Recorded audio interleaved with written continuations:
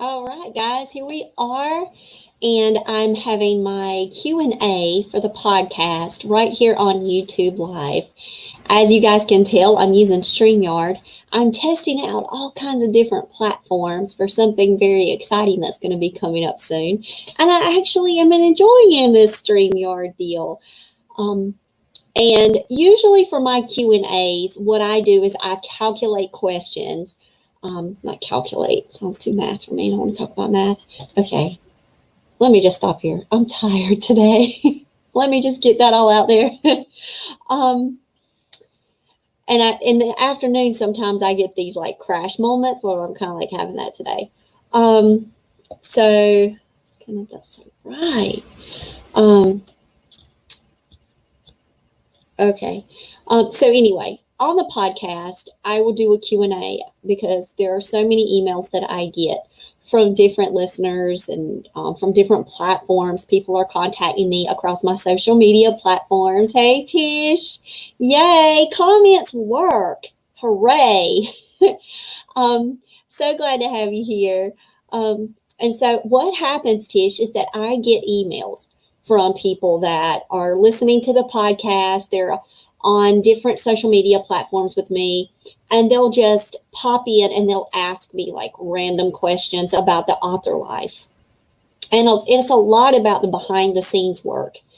So I think about all of that, and I'll answer them right then. It's not like they have to wait for the Q&A.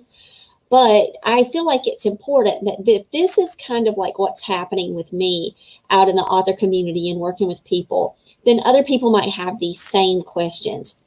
So I sometimes like to do these Q&As and just kind of throw out some of these questions that I've been getting. So if anybody like pops in, they're welcome to ask questions. And if you're catching this at a later time, if you have any questions that you want to ask me, just email me, jenlowrywrites@gmail.com. As I'm learning all about, see this one? I just made this banner go up. You guys know that I'm like a practice queen. I love practicing things. And I want to do email me, jenlowrywrites@gmail.com. So I don't have to keep calling that out. Okay. And then I want to hide this one and I want to show this one. And I did not show the right one. Oh, look. So I made that one really quick while we were working here. So I wanted to kind of show Tish some of the like little quick things that moderators could do while someone is talking. You could change the banners up and all of that. So I really think that's cool. I'm going to go back to the chat and hide that. And there's a private chat here too, comments. Okay, so now I'm back. So as I know, Tish, and I think it's important for us when we are out working in our author life, that when we're trying new platforms, we have this like mindset about it that let's try it, let's sign up, let's see for ourselves. Because we can read a blog post, a review post where somebody says, I tried this and I did not like it, and here's my reasons why. However, they're not me. I might actually like it. If I try it, it's great to listen to the advice of other people, then you could say, yep, that person was right. I should have listened, blah, blah. But how long does it take to really try new platforms? Not long at all. And once you try them and then you keep practicing with them, who knows? They may become your next favorite platform. And so that's one of the things that I always like to encourage my writer friends to do, is just to have that courage to go out and try new things, learn new things.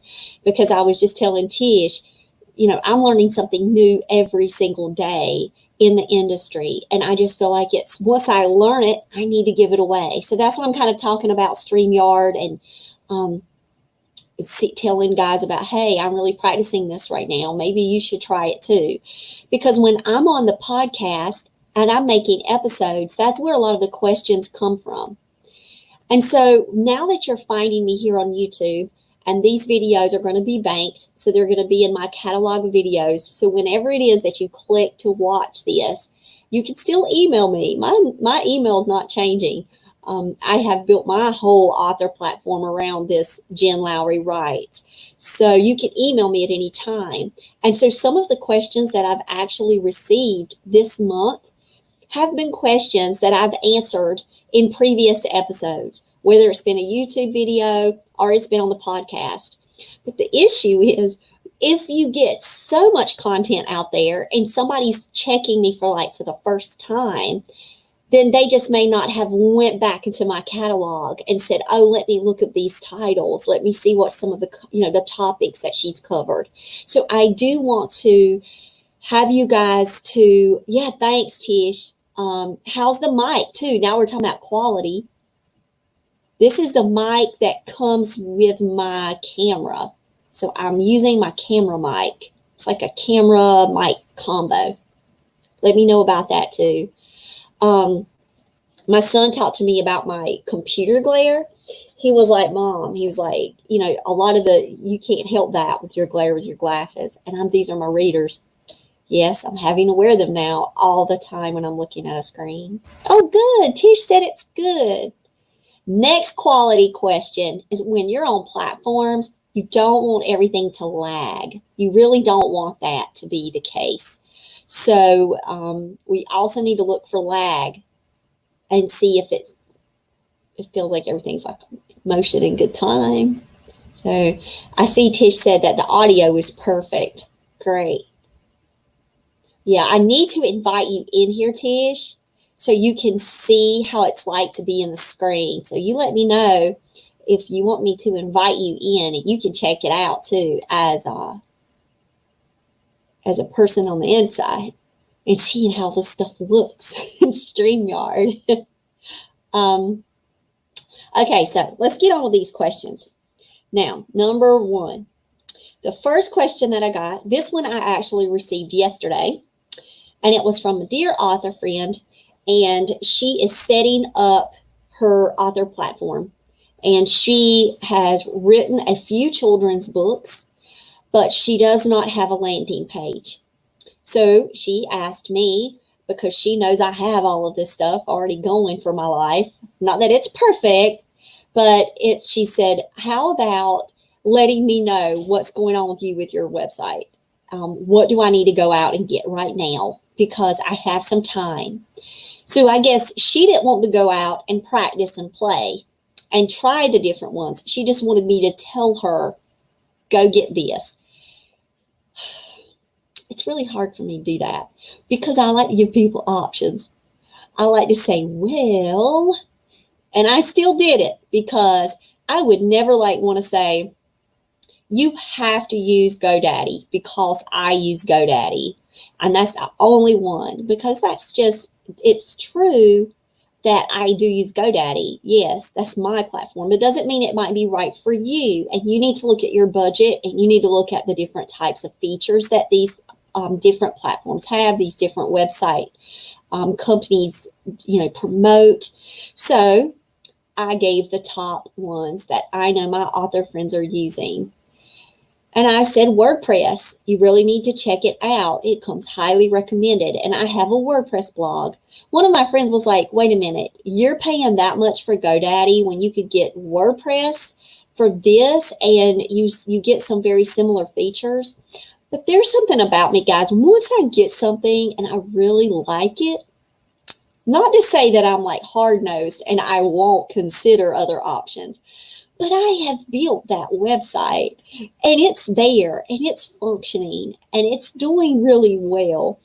And so, oh, thanks, Tish. She said she was going to get a ding on her iPad because she subscribes to my channel. So that's something interesting to know if that happened to her or not. She said she was going to get a ding when I would go live. So when this person asked me for the end all, which website, I have just a few minutes. I said, okay, here's the ones that I like. I like GoDaddy because that's just what I've been using forever. And I love how easy it is for me. When I go in to change my pages up, and man, I'm telling you, I have overhauled my website. Does not look anything like it. Well, maybe just minor things. It does. Okay, Tish, if it's a delay, we'll see. she might not have had the notification set for when I go live. It might be just when I have a video that goes into her inbox. So for me, the website looks completely different, but it did not take me long to go in and edit because I already understood the functions behind the editing and because I've had it for so long. So in my life, I don't want to learn something new. It's not that I'm, about the website. I like my website. I can learn other things new, like the thing that I'm learning right now, like StreamYard. And I don't have to worry about this website business right now. So I did tell them about GoDaddy. I also told her about WordPress and Wix. And so those were 3. And then I says, well, now I do have a couple of more ideas for you. She was like, no, 3's enough. And so I think that when you're talking to people, you should give people options for them to check out. And then they can go and look at samples and find the different features and the plans. But I do like the paid plans because if you get the paid plan, then you're able to get the analytics on it, which I really like looking at. I'm a businesswoman and I like checking out all of the different types of features. I like having the pop-ups. So I have used a paid plan for GoDaddy for my website from the beginning and had my own domain name. So with WordPress, I do the free one because I have a WordPress blog that I started long ago. And it's like you don't want to change and mess up anything you've got going on, and you've got all of these people that are following you now. So all I do is take that WordPress blog and I loop it back over. So somebody asked me another question. Let me pull this one up. I got an email at it's also yesterday, and then they responded again last night, and we've been corresponding back and forth. Did I miss the WWJ's conference? I was so excited when I got this email because I was like, hey, we haven't even done the Eventbrite ticket sales for this yet, which is free. It doesn't mean that you're paying, but it's just a way for us to organize the event. We've had a planning and a brainstorm prayer meeting about the conference.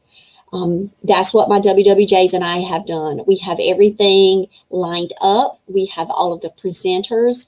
But we are still working, as you can see us with StreamYard, we are still working on some final little details. When you put together a conference, a major conference like this, hey, Ian, when you're putting on a conference like this, we still have time to do some of the behind the scenes work, like securing more sponsors, trying to get some more giveaways for attendees. Those would be like extra perks. To me, even if we don't have those things, the knowledge that we're going to be learning together as a writing community is going to be amazing that day. So August the 22nd, 2020, mark your calendars from 9 to 5. And so this sweet lady who emailed me and said, I just had a baby. I hope I didn't miss the conference. I'm seeing this now. And I'm like, no, you haven't missed a thing. So the agenda and everything is going to be coming out. She even had the link to our website. So yes, we do have a landing page for the conference.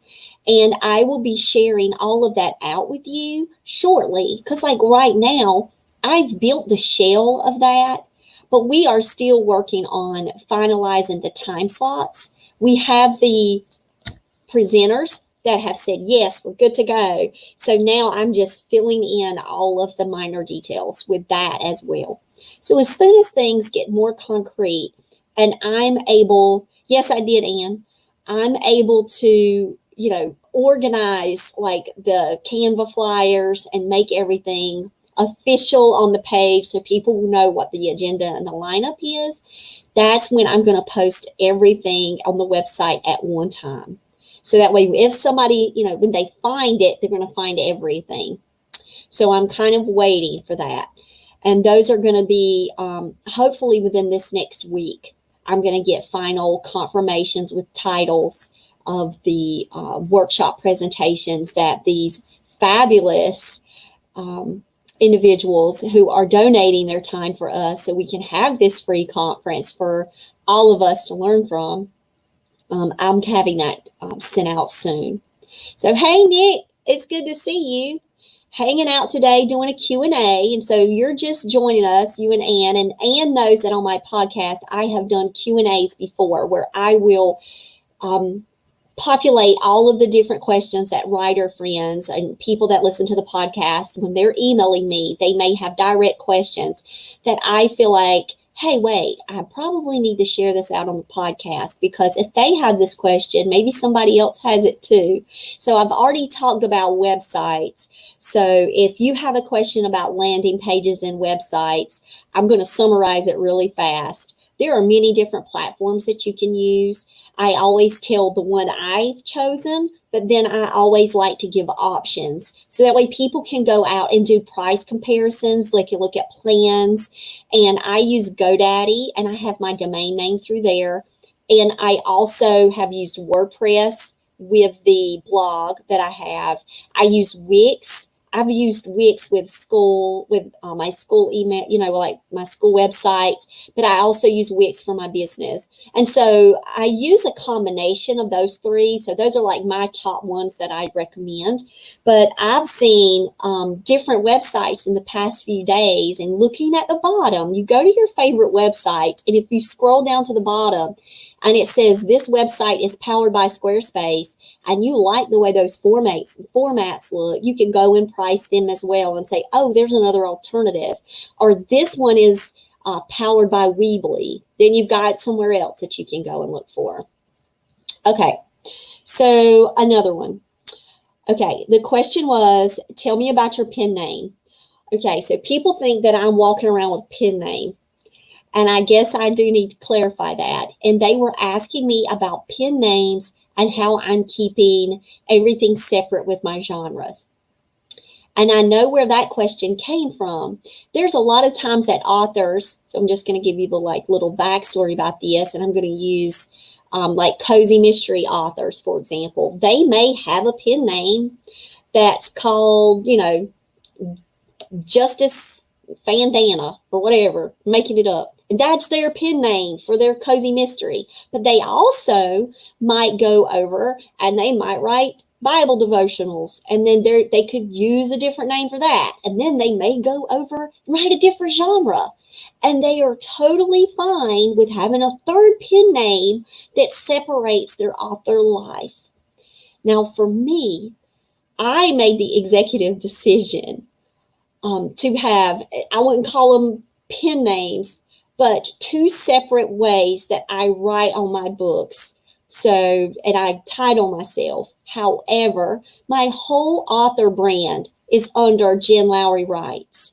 So you can watch how people are managing pen names out in the world. Because if you go to their landing pages, you can find that they are actually promoting one genre at the top, and then they'll say, and writing as, and they'll have their pen name there, but because they're keeping it all streamlined on their landing pages. Other people can just have these different identities and keep up with these different social media accounts. When I first started Everyday Mom Challenge, I was a challenge mom. And so I did Everyday Mom Challenge. I did the 30-Day Teacher Challenge. I did Fingerprint Curriculum. And these were all, and then Happy Renewal Year. These were all my Bible devotionals, and that comes with a credibility piece for me. And I have a doctorate in organizational leadership and Christian ministry. And so I'm not going to go around in my fiction work and use Dr. Lowry, right? That's odd. No, that's for my nonfiction work. And when I'm talking about positive psychology that I love so much, and that's what I did my dissertation on, I'm going to have that in that work. So I'm here thinking about my nonfiction life is going to have Dr. Lowry on it. But I used my maiden name as well. And that was to honor my parents. It's not like I faked that name. So if you go and you look, I've got a really long name on my nonfiction work. It's Dr. Jennifer Eichner Lowry, because Eichner is my maiden name. And so I wanted to put that on there really for my mom and dad. I know that that's sentimental, but that's my choice. And that's one of the reasons why I love being a hybrid author, because I can make decisions like this for my business. And I can also, with my traditional published world, with my fiction world, it was discussed, okay, you're not going to put Jennifer Lowry really long on the bottom of this YA book. People call me Jen that are in my small circle. My husband calls me Jen. Okay, my colleagues and my dear friends, they don't call me Jennifer. Now, my Aunt Dot calls me Jen, but that's not getting on the book at all. But Jen is just short slang for Jennifer. Let's do Jen Lowry. It's not like that, that's great. Would I call that a pen name? I mean, it's my nickname, whatever, if you want to call that, call me Jen. It's my short and abbreviated name. And I have Lowry on there. Now, Lowry is my previous marriage name. That's my boy's last name. And so I've kept that name. I've been remarried since, and my husband's last name is Marin. And so somebody found me on Facebook. Okay, this is where their question came in. Can you please describe to me what you're doing with your names? Because they were like, what's Marin? And is that so is Jen Lowry your pen name? And I'm like, no, to honor my husband. I didn't go and change it, though, in the courts, but to honor my husband, I had that on Facebook. So I'm like, okay, guys, like it's not really to me a pen name, but we do need to discuss that. And I'm keeping everything under one platform, Jen Lowry Writes. So I will talk about the Everyday Mom Challenge, and I bet you if you go in and you try to start searching on my website, you will find my devotionals on there. And I've separated everything now by genre. Now, the whole thing about changing, because I write for children all the way to adults, I could have picked Penelope Strong for like a children's name. Guys, I don't know if these people exist, and I'm just making these names up. But it's just easy for me. Like, I've got so much going on in my life.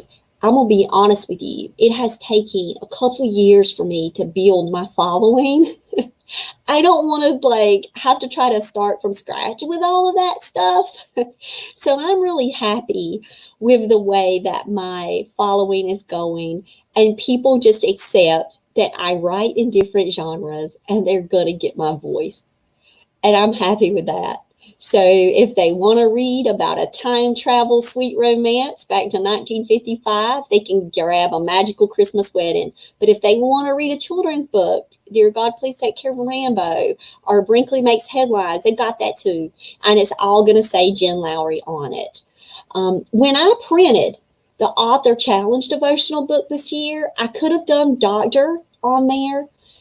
But I was like, well, here I am. Everything right here on this page says Jen Lowry. And so I threw Jen Lowry on that. I'm like, everybody kind of knows I have a doctorate degree by now. I mean, people ask me, it's a part of my bio. I'm like, I don't have to start putting all of that on the books now. Maybe when I first started, I felt like that was important for me. And I had that Eichner there for my parents, and I had that world. But right now that I've got so much on my shelf, then I'm like, okay, I'm good. I can just be, this informal Jen Lowry thing, and everybody sees my bio. Okay, got my list of questions here. Oh, this is a good one. How has email marketing changed for you since COVID? I will tell you that I have always had an email list. And I have a subscriber list that I have through my WordPress blog. So I have a large number of followers there that are, every time I write some type of blog, it's going to their inbox. And so I do consider that email marketing, as well as my newsletter list, which is separate. So my newsletter list is being generated from my GoDaddy website. And thankfully, Tish and Ann were a part of this, because the WWJs are awesome. We did a critique, and because of all of that extra behind the scenes work, not only are my numbers continuing to go up, but I have seen an increased tick in my newsletter subscribers. And I will tell you why. Yes, that's where, yes, Ann, I did. I'm getting a tick, and I think it's because I now have a pop-up if you go to my website, JenLowryWrites.com, hopefully it's working, and you'll be able to see this pop up, and it says, I'm so blessed that you found me. I hope that you'll subscribe. And when you click X, it goes to the subscribe page, and that way they can scroll up and down. And I made the decision to do that because when I go to some websites, there'll be a pop-up that comes automatically, and it'll say subscribe here, and it gives you the box. And you might not know what that thing is on the other side of that door. And so I want them to see this first. Thank you for being here. Please subscribe, which lets them know I would love for them to be a part of that newsletter list that I have. But when they hit X, they get the whole main landing page, that whole home page that they're able to scroll up and down, and the subscribe is in the middle. It takes them there, but they can see everything. And so I think that for me personally works. And I have had an increase even this week in the newsletter clicks for people wanting to subscribe. And because I did, I sent out another one. And so if you've subscribed to my newsletter, I usually send out one a month. But because I was receiving a large number over this past week, even since we switched this, we changed things up on our websites. When was that, guys? Last Thursday night, maybe? Ann and Tish were with me in that critique group. I think it was last Thursday. Since then, I had such a large number, and I'm like, wow, is it from the pop-up? Is it, what's going on? There's a lot of traffic being driven my way. Whatever it is, I'm thankful to Jesus about it. And I wanted to go ahead and send the end of the month one. And so that's when I started thinking I need to really readdress my calendar. And so I do have a calendar, a Google Calendar that helps me, and it reminds me when I need to send my newsletters out, because I will get in the midst of life and my busyness and I will forget.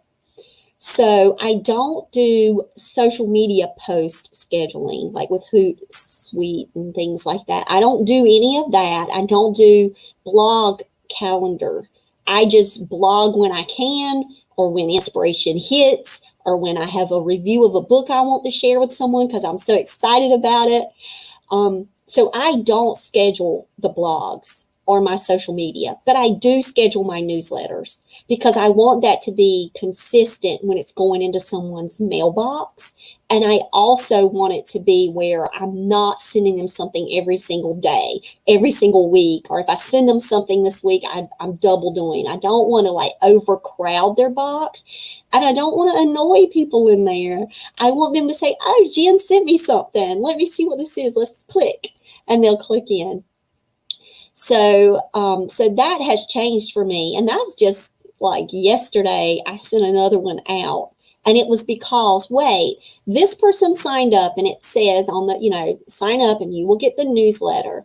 Well, if I'm not sending something, kind of cycling it out, they're going to wait a whole nother month. They'll forget they signed up. And so then I'm like, okay, I need to have something where the new people get that onboarding newsletter, but I haven't made that onboarding newsletter yet. And so instead of doing that, because y'all, it's on my to-do list, instead of doing the onboarding newsletter, I just went ahead and did an update. And I made it for everybody. And I sent it out. And I got tons of engagement on it from people that had been signed up for me. And so I was like, okay, I could still do this onboarding thing, but maybe I just need to be a little bit more frequent than one time a month. Like I always send it out in the middle of the month. So I'm thinking I might do like an end of the month, which would be in the middle, like an end of the beginning of the month, and then a middle of the month send out of the newsletters. And I love Wix Shout Out. I'm telling you, that plays over there. I enjoy making them. They're fun. I like the visual aspects of Wix Shout Out, just the whole layout. And so I'm using that to help me with my newsletters right now. But if you guys, if you use other newsletter services and you absolutely love them, please, let me know what they are. Email me, because I'm always on the lookout for something new like that. But I do love Wix. Okay, so I have another one. What does your day look like? Because it's funny. They were asking me about like how many hours in a day do I write and how much consistency am I doing that? And I guess maybe this question was coming because of seeing how much I like to write and talk about my writing. And I always have a lot of things, going on in the writing world. And so they were like, what does your day look like? How are you managing your day? And so if you guys, you can listen to me talk about the typical day in the life of Jen Lowry. But I wake up early. Right now, I'm actually still in school. We do not finish our public instruction until mid-June. So I'm still doing Google Meets with my students. I'm coaching my teachers. And so I'm running a full day during the day. I do have a lunch break. So guess what you think I'm doing during lunch breaks? I'm doing something about the author business on the lunch break. So while I'm heating up food today, I'm scrolling and I'm figuring out, okay, I need to be here. I need to run really fast and say, hey, I'm doing a live, guys, and let the podcast community know. I'm running over to Twitter, say, you guys have any questions? Send me some questions. So I'm putting things out there during my lunch break. So that's, even in little seconds, little breaks that I have, it's how can I use that for the writing life? But as soon as my day is over, so I knew I could do this at 3:00. My day is over as far as work. My husband doesn't get off until after 4. And so this gives me some time where I can just come and hang out with people and I can talk about writing. And so that's why that 3:00 time works really good for me. Because then I've got supper and then, spending time with my husband. So it's I really need to take and have some time that it's just for me. And this is it. And so that's why I decided to come online instead of just making the podcast at 3, make the Q&A so you guys can both have it. But I'm really typically writing until late when I'm not homeschooling. Homeschooling is over. We're finished the end of the school year. And so with homeschooling out of the way in the evenings, then that gives me plenty of time to sit in front of my Microsoft Word and type. And so my friends, Ann and Tish, we've been talking about write-ins. So guys, I have been on some write-ins. Tish is proof of that because I took a picture of a write-in a while ago. And Tish was like, wait a minute, I'm here. I was like, how crazy is this? So I'm like, hey, Tish, over in the write-in in the comments. And I'm just observing because I'm always excited to see other authors out in the writing community sharing and encouraging people. So I'm like, wait, I would do a write-in. I'm writing at certain times. Now, I'm usually writing while my husband is playing video games, but we're in the same room. And so we still have opportunities to talk to one another and things like that. If I'm doing a write-in, that would be a little weird. And so I'm thinking maybe doing the short burst of 15 minutes with write-ins. So then that could be added to my calendar. But no, Saturdays, we do boot camp for WWJs early in the morning. And I am so energized at the end of boot camp that you would think I would, the opposite. You would think I'd want to go and rest, but I can't. My mind won't cut off. And I'm like, I can write. I can go and be productive. So I'm very productive on Saturdays and Sundays. And Sundays, I'm having church playing. So I do still participate in church at home. So that has not changed on my calendar. But then I'm back at it again and I'm writing. And I'll take short breaks because I'm actually addicted to this show about them. It's called The Mentalist. I don't know if you guys have ever watched that, but it's on Amazon Prime. I absolutely love that show. And so we've kind of been trying to catch episodes together. Oh, yeah. That's the thing, Nick. We've got to share. If we don't share, like it all feels like it's just so far removed from us. Like this is something we can't do, which this is something we all can do. We just need to necessarily maybe know the tools, have the prayer and the encouragement around us. And so I say sharing tools is one of the greatest gifts that we can give to authors other than praying with them, because that means it can make our lives easier. Like that Wix shout out, go look at it. Um, I've created my account because I have it for my business. Like I have Monarch Educational Services is my business. So I have a Wix business account. It's completely separate from my GoDaddy. My GoDaddy is the Jen Lowry Writes platform. And so for my business account, I have the free plan for Wix, and I get the opportunity to have Wix shout out when you sign up. And I absolutely love it. But yeah, I'm always trying to share. You can ask Ann and Tish, like, I'm like, okay, guys, I'm challenging you. Go check this out. Go do this, because you got to find your way. You got to find your lane. But how are you going to know about your lane if you don't know about the tools that can help get you to your destination? And there are a lot of tools out there. We just have to figure out which ones are the right for us. Oh my goodness, we're on season 3, Nick, of The Mentalist. I absolutely love that show. The writing is superb. I love the character development. And so when I'm watching the show, I'm watching it also with the author eyes. That can be a downfall, I think. So I'm thinking with me, when my husband and I are watching movies, I'm like, okay, this is what's going to happen. And he was like, will you stop? Can you please? I'm like, I'm using my inference skills in the teaching in 9th grade English. That's standard 9.1. And I'm like, I'm using 9.1. And he just kind of looks at me. And I'm like, well, can you just tell me the ending? Because he's already seen the episodes. He's watching it to introduce me into The Mentalist. And I'm very thankful because I love it. It's one of my favorite shows of all time. I think Quantum Leap is my favorite series, hands down, that's ever been written. I think it is fabulous. If you guys have not seen Quantum Leap, I'm telling you, please go watch it. But The Mentalist is like my second favorite, I think, of all time. And then, of course, growing up, I was a Buffy the Vampire Slayer fan. I am not ashamed of these things. I shall tell it all.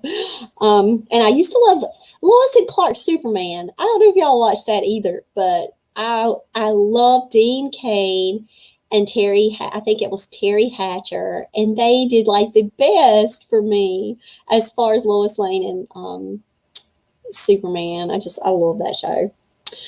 Okay, so that was the calendar one. If you guys have any questions for me too that you're on here, ask away. They can be silly questions, anything. Doesn't necessarily have to be all writing related. Oh, okay. I love this. Okay, so I have a reader, and this reader is a young child. And oh, your mama loved which show, Anne? So she's a young child, and she sent me an email, and she's read Ghoul School, and I love getting like fan mail. And so she asked me a question, and the question was, would I want to be a pro athlete or a rock star? And so this one is for her. So my answer is I emailed her back right away, but this one is for her. And mine is, I would love to be a rock star, honestly. I love music. I love to sing. I'm not saying I'm the best at it. I love to write songs. I have been singing for a while now. I used to sing in church. I just absolutely love singing.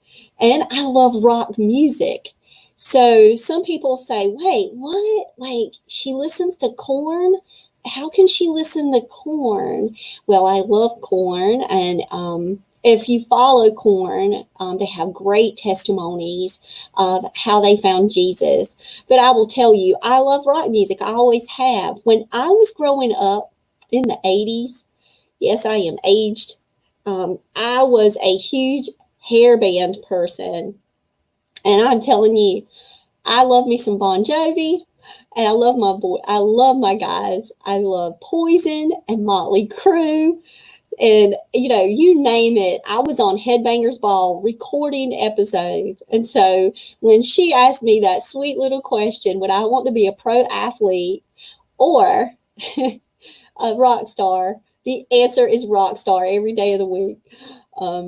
And then I could be like Alice Cooper and them and bringing them to Jesus at the end of the show and helping my husband and I going and touring and helping and working in homeless shelters as we go around the world. And I would make enough money that where I would be able to do that. And so I say yes for rock star. So that was such a great, I forgot to write that one down, but it was such a great email. I can't believe I didn't write that one down. I picked 7. And I responded to that sweet little girl. And so all of my people that send me the emails that you've read the book, I received a Brinkley video of a mom having their 3-year-old talk to me about Brinkley. And they were looking up. I can't share it because it's a baby. But he was climbed up at the window and he was looking out at the clouds. And in his baby voice, he was going, there's Brinkley, where's Brinkley? And he was telling what he liked about Brinkley and having this full conversation.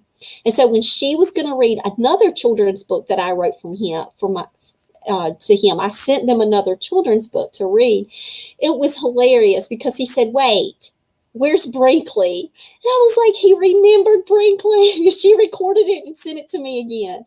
So I cannot tell you how much I love to get these reader emails and reader messages, videos, pictures.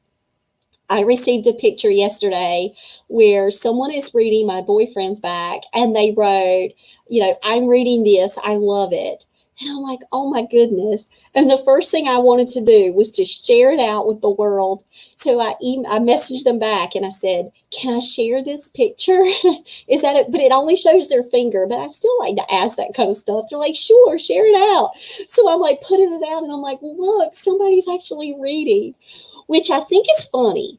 Because my boyfriend's back, since it was published last July, that was kind of what I call like the book I published first, but I did not promote because I was so busy last summer writing that I didn't take the time to actually say, oh, hey, I got a book out. You might need to know that my boyfriend's back is out. And without any promotion, really, except talking about it on the podcast with everybody, without a lot of the launch and all of that, all of a sudden it became a bestseller and it's on Audible and it's constantly getting the hits on Audible. So I'm like, you know what, that just proves, you just write your stories, honor your stories, share them out there, and you never know which one will be. I call that one like my little sleeper hit, because my husband to this day says that he thinks that Sweet Potato Jones is going to be the one. And he also says Lyric is going to be the one. And so Lyric Harper, yeah, and I might talk about it on like the daily on the podcast of things that I'm doing, but I wasn't out there like doing tons of things like I do now. I've learned over this past year. And that's why I like to share it all out with all you guys. And so I love it when I get those emails though. So y'all keep sending them. Okay, so let me see another one. Okay, so another question. How do you write so fast? Now, everybody's got their own style. Everybody's got their own, consistency with their writing. So I love when I get to talk with other authors, because one of the things I like to ask them is, tell me about your process. And so when I got to interview my favorite author in the whole world, which is, if you guys know me, y'all already know, y'all can start blowing it up in the chat. Let me see if anybody knows me enough to know who my favorite author in the whole world is. And not just the Book of John and the Book of James, but like my favorite fiction author. So I always ask them, what is your process? And when Kate DiCamillo said, well, I get up in the morning, 5 a.m. I have my coffee already going. Talking about coffee, I got a big giant cup of coffee. Still ain't drinking it, Tish. What's wrong with me? And she said she'll sit and she'll write. She'll read the chapter she'd written before. She will write 2 pages and then she'll go about her day. And I'm like, wow, like that's her process. That's her way. Now with me, when I get in front of the computer screen, once I start, it's really hard for me to back away from that story. And it's because I do not do any kind of organizational notes prior to writing. I do not plan things out. And because of that, I've got it all kind of stuck in my head and it's got to get out because I'm constantly thinking about it.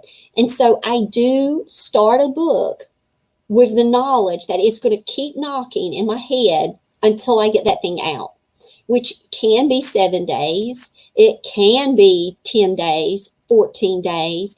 And I documented those on the podcast. So I'm thinking that if somebody was listening to one of those podcast episodes where I was talking about, oh, I finished this book in 14 days, they're like, come on, how do you write that fast?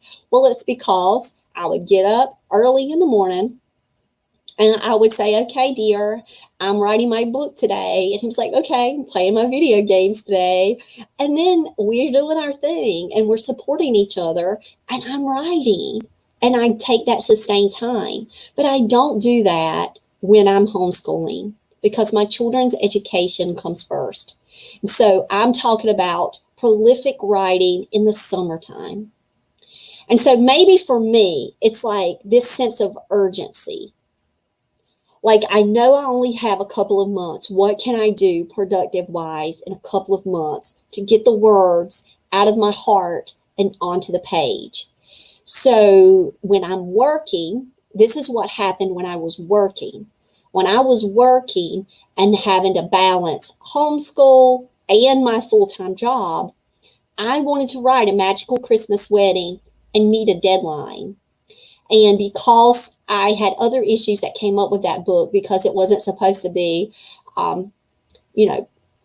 very outward Christian, I couldn't help it. The story took its own place and they're starting to pray. And next thing I know, they're starting to pray in the book and it's all okay. Here we go. I guess I'm not turning this in. I don't have to worry about that deadline now. And because I didn't have that deadline, I wasn't like staying up super late in the evenings while I knew I had to get up at 5 o'clock in the morning to go to work because high schools start completely way too early. I could have a whole nother chat about how early it is for us that we have to go to work and kids have to get and catch buses.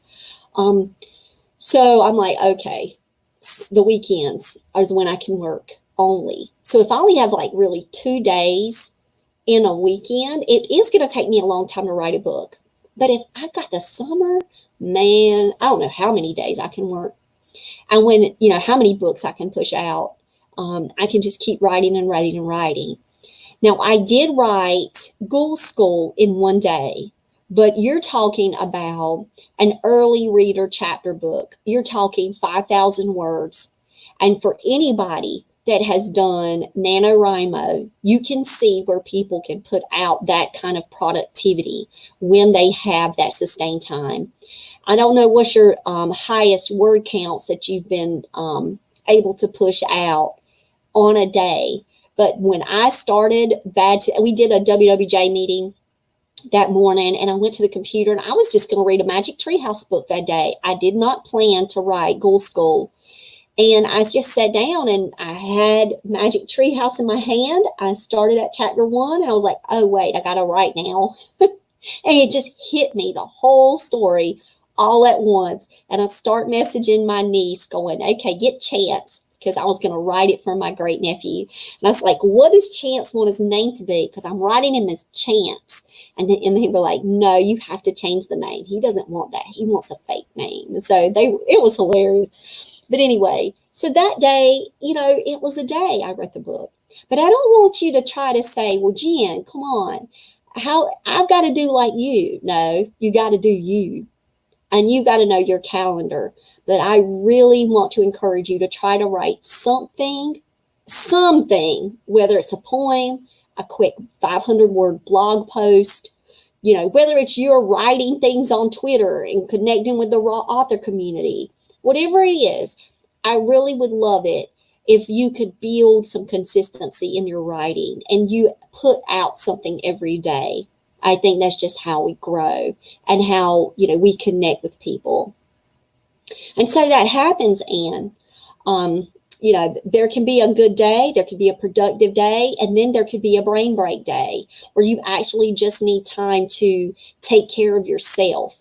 And that's where you've got to learn your balance, because if you don't, you'll crash.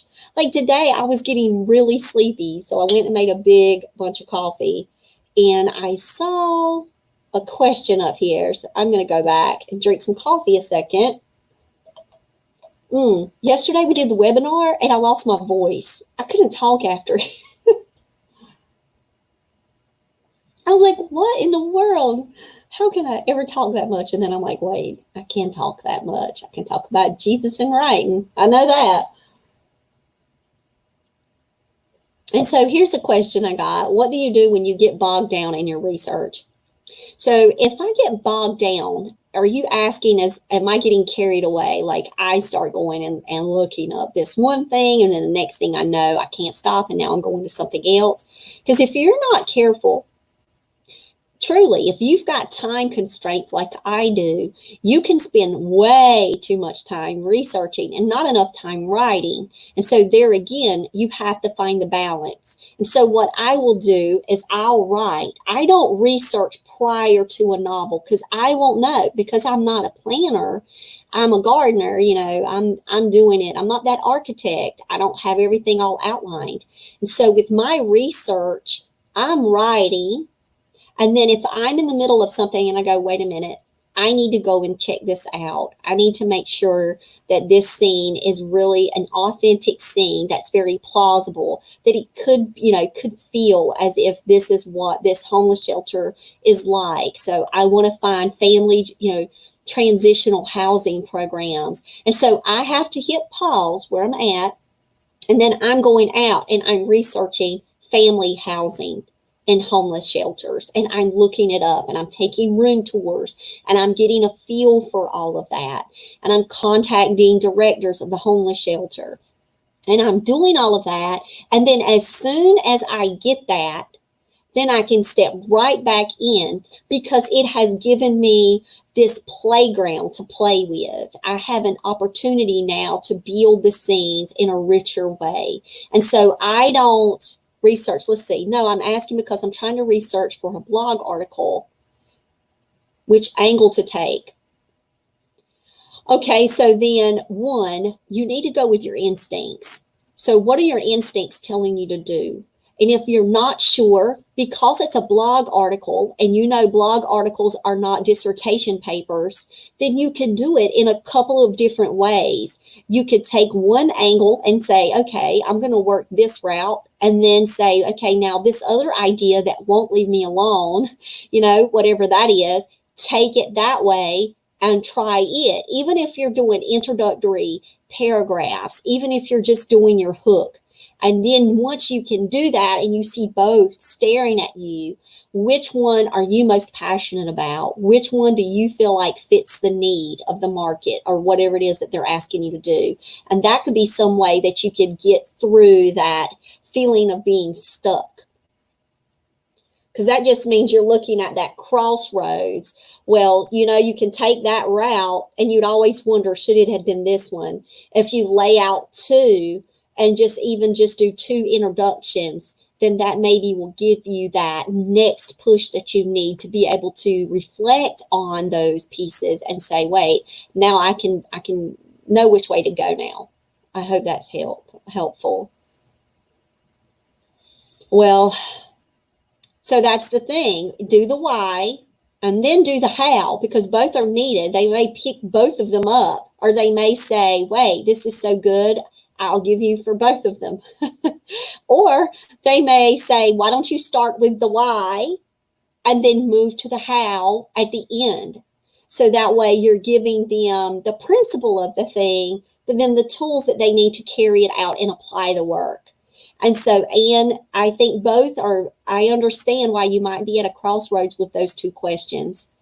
And so maybe consider those options that I just gave to you. And so going back to that question about how do you write so fast? I don't think it's good that we compare our writing with each other. I think it's just good that we know what we're doing and we're doing it and we're feeling successful at it.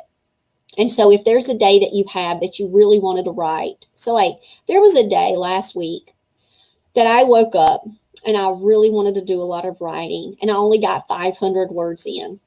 But I was making other videos. I was preparing for a webinar. So I was doing other things that took precedent at the time because I had deadlines. I had things coming up.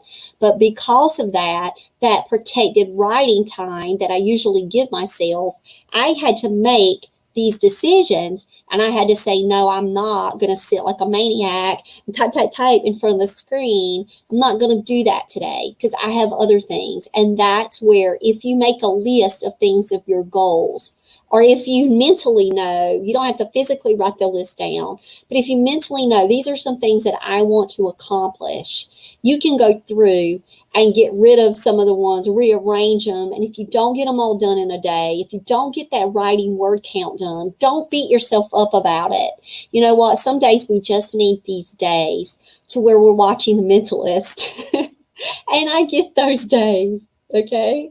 But when the summer comes, oh my gosh, I can't wait because that's when I know it's coming. I've got all these ideas in my head. I got all these thoughts for books. I'm going to be working on a book with Sam. I'm editing 2 books right now. So those are done. I've got The Fae of Averly done. I've got Bad to the Bone Club done. So those are my 2 middle grades. I'm just editing and beta reading right now. And I have an editor for The Fae of Averly. But then I'm going right into the summer and I'm going to be pushing new books. So I'm excited to see what the Lord is going to do this summer. I feel it's coming though. All right, so I've got another question. Okay, so this is coming from my Facebook. And so this one's coming from a Facebook question that I had in my inbox. And the reason why I wanted to start it out like that is because I think people know that I'm so approachable that they can go to my Jen Lowry author page and then they could sit there and drop me a message in my Facebook author page. They can also drop me a message in LinkedIn and I'll see it because I do randomly just go throughout the day and we'll go through and check all of my stuff. They don't just have to email me at jenlowrywrites@gmail.com. They could actually go on my different platforms. So this one is from a Facebook message. What are the WWJs like? I need a Christian writing community. All I can say, and this is what I said, to this person, and if they're watching today, they're having conflicts because they don't live in the United States, and so they're looking at their time commitments and what their time zones look like. But all I can say is that WWJs is Writing Warriors for Jesus, and it is to me just a blessed little writing community that I absolutely love, and these are my people. And when I say that, not only are they Jesus people, but they have a love and desire to serve the Lord and share their writing and improve on their craft. And so it's a place where we all go to grow and learn together. It's not that one person, is over another person and anything like that. There's no negativity at all. It's just a place where we say, hey, we're learning this, or I'm doing this, or let me share. And so it's a place where we share together. And so if people find WWJs, that's what it's about. Someone that emailed me that said that they had been hurt in writing groups before and in groups. So I will say that we don't have the 3 strikes you're out policy. I'm in other Facebook groups and I'm a moderator of a Facebook group and we have a 3 strikes you're out policy. That's not the way it works. If I'm moderating and I'm organizing a group, if somebody steps outside of the boundaries and hurts another member, then I can play mama bear and I can say, I'm sorry, but this might not be a great community for you. You can go right on and find a new community that can better serve what needs you have. And that's fine. And so I let that person know, no, this is a safe place. And so when I say this is a safe learning environment, I mean it. And I will stand true to that. I've been teaching in public education a long time. I've had to tell people no quite a few times in my life. So I don't have any guilt associated with that. And so it is a safe place where writing community, where people can go and learn about Jesus. Oh, wow. Okay, sorry. Somebody's emailing me now about one of my videos. I'm so glad that people are finding me. And I feel like that's something that leads into this question too. Okay, number 7. So if you got any other questions while you guys are here, this is my last one for the day. Where should I be on social media the most?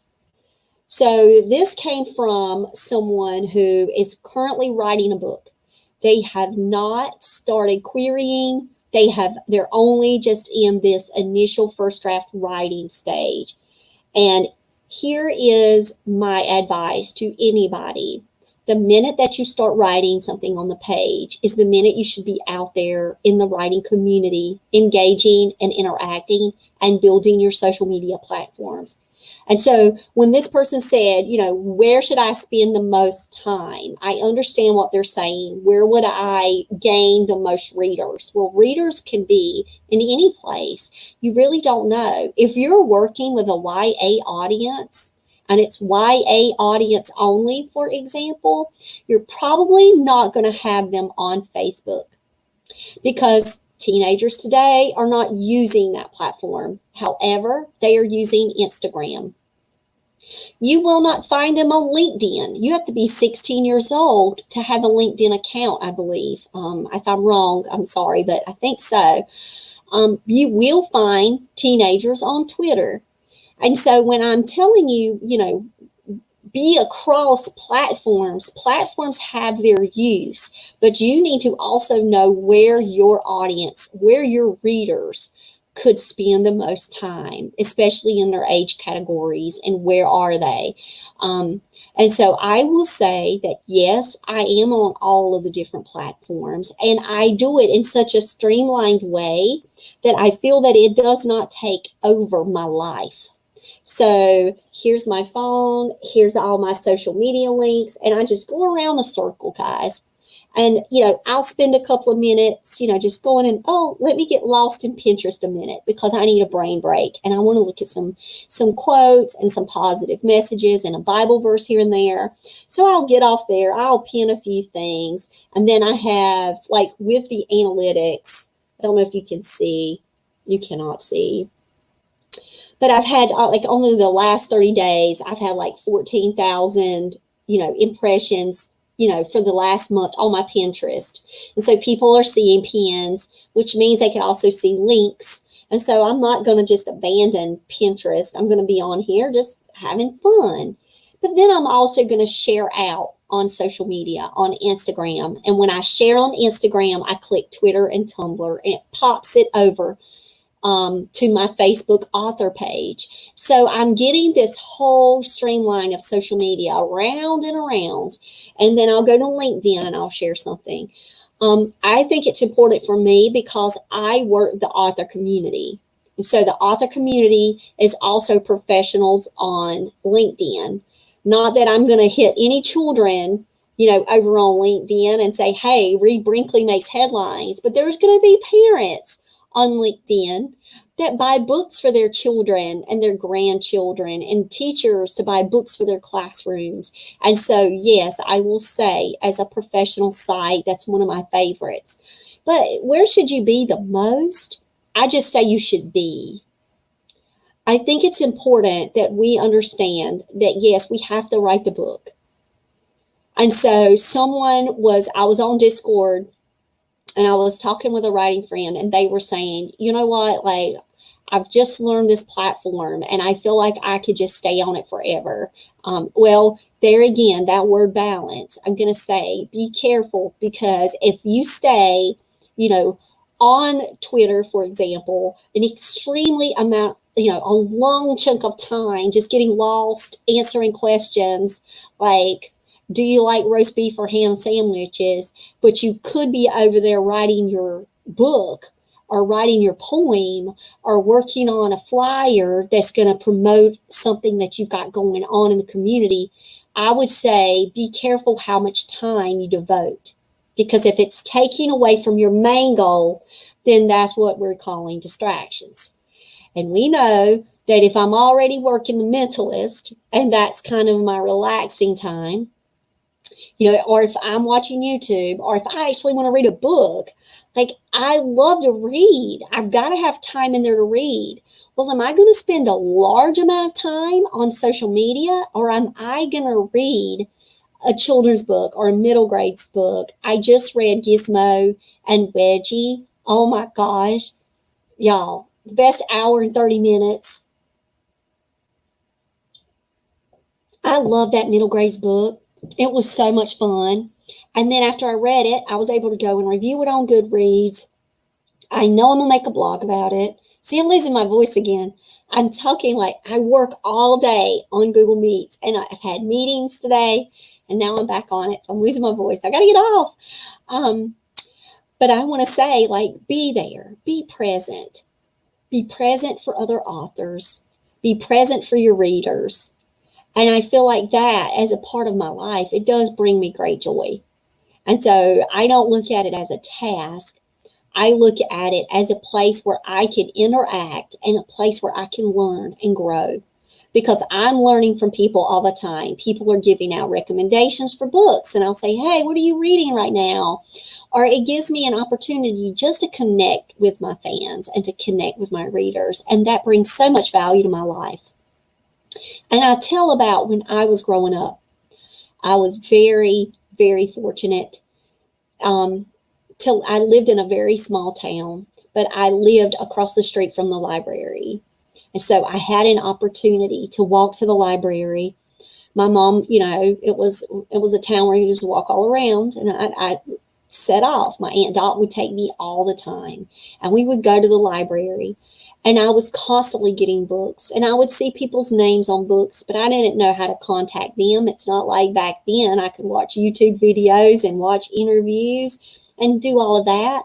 That just wasn't available. Author websites weren't a thing, but now I love to be able to read a book and then go out and see authors sharing, not only sharing their passions and their journey, but just being out there and engaging. I really think that that's truly a testament of someone out, not just doing this work like for the bottom line of, how much money am I going to make overnight if I go to this gigantic speaking engagement event? It's that they want to tell their short story and they want to inspire other people. And I just love that so much. And so I want to tell you, be present, be out there. And then you'll see it's going to be rewarded. It will be. And I'm not saying money rewards, but I'm saying you will be rewarded for that because you are helping other people to share their story too. And their story could bring someone closer to Jesus. And you could be far removed from it 50 times, but you could have been the spark that helped that person get up and believe in themselves and start writing that day. And then they could have met 50 other people after you. And you will never know. And they will never tell that story that was that one thing that I saw and I read or that blog or that, that person who's always on Twitter and being so positive. But you're out there and you're present and you're doing it. You never know that ripple effect and how you're helping to inspire people. So be on social media and be present and be positive. And share the message of Jesus all at the same time. All right, guys, I want to thank y'all for hanging out with me. I hope you like this Q&A. Those of you who are catching it later and were not able to watch the live, if you have any additional questions, guess what? Email me because I can make another podcast at the end of June. Now, June 28th is my birthday. So I'm not going to say I'm going to do I might do a Q&A on my birthday. It could just be all about Jen kind of Q&A stuff, but we might just do that. So I'll be hitting the big 4-5 this year. So it's never too late for you to go after your author dreams either. So that's not a question. That's just a fact. So trust me on that. So I hope you guys have a blessed one, and I'll talk to you guys later.